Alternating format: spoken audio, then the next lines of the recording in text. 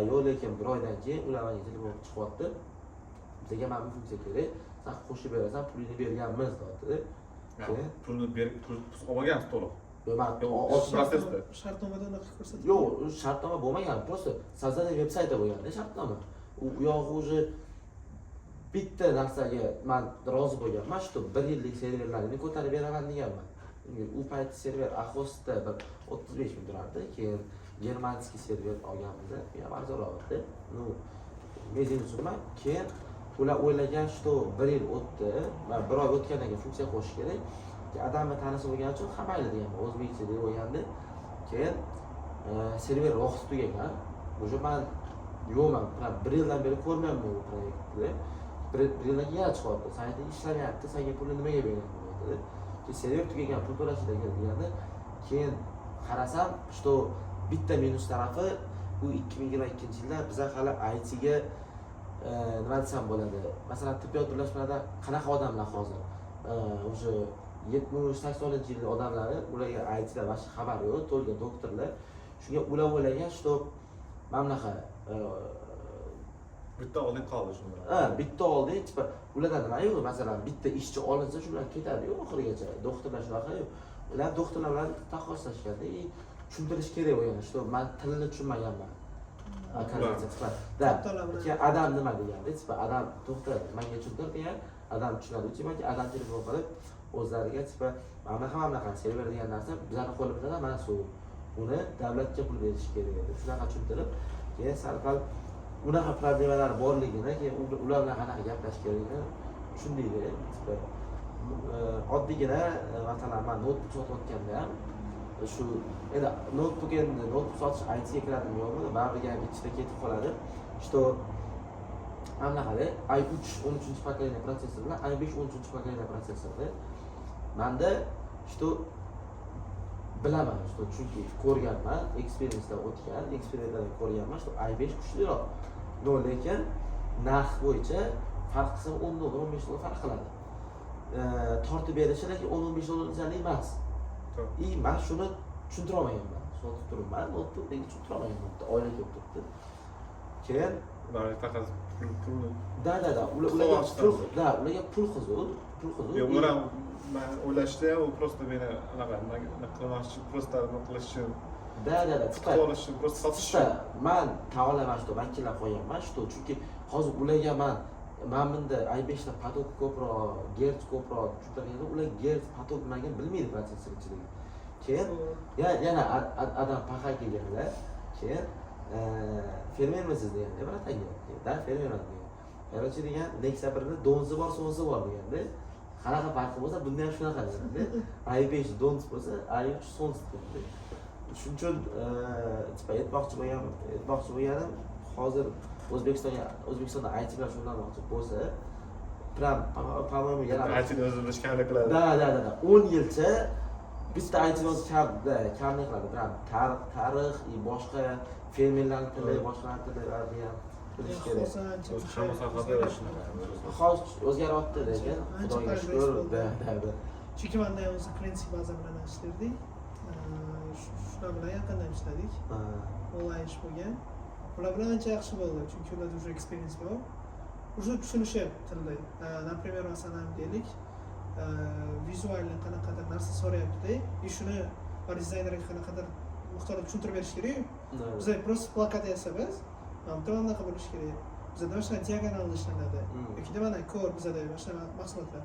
Уже tushunishyapti. Уже ancha-muncha experience olib, tashlab berishdi. Tushunadi odamlarni ba'zan xilasi o'zani takliflar aytadi. To'shni topasiz. 500 so'm bo'tda keraklarga baribir chiqadi kerak, tushunadi odamga deydi.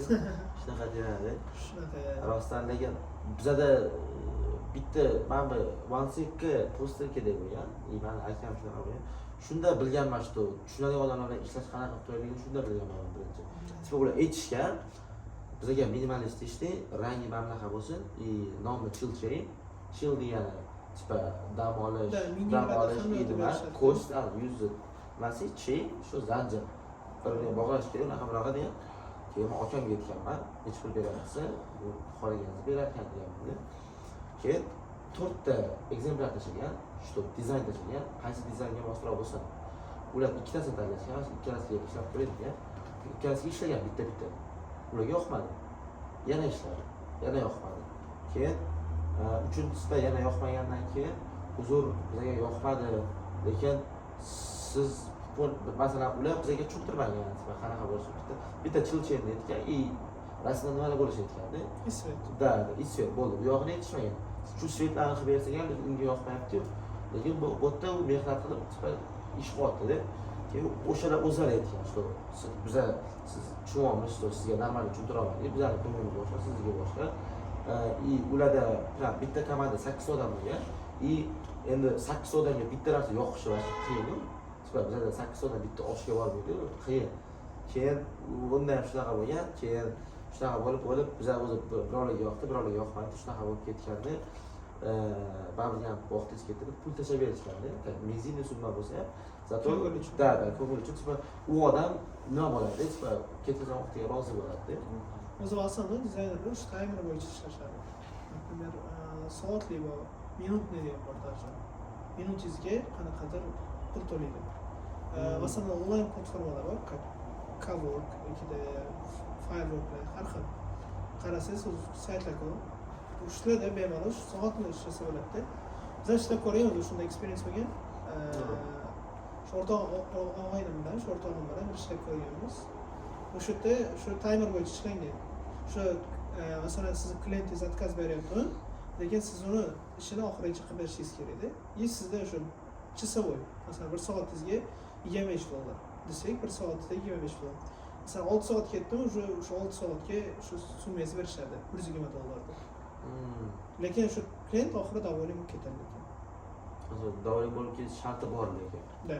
Agar yo'q desa, например, отказ bersa, qanaqadir bizda до этого vaqt ketgani 4 soatlik beradi. Lekin ko'radi, shu bizning ish bo'lyapti, hamma examplelar tashlab beradigan. O'sha sistemada ishlaganmiz biz o'rtada, keyin shu coding bilan experience bo'lgan. Lekin coding bilan yaxshi, ancha experience bo'lgan. Backend o'tirganmiz, shu bizning ustozimiz bo'lgan. O'zi katta proyektlar bo'yicha ishlagan. Beta Power degan приложение bor, o'sha Expertda shunaqa yaqinroqasi. Backendda ishlaganlar. O'sha bo'yicha ularda opit ancha katta bo'lgan. Bizga endi mini proyektlar beradi-da.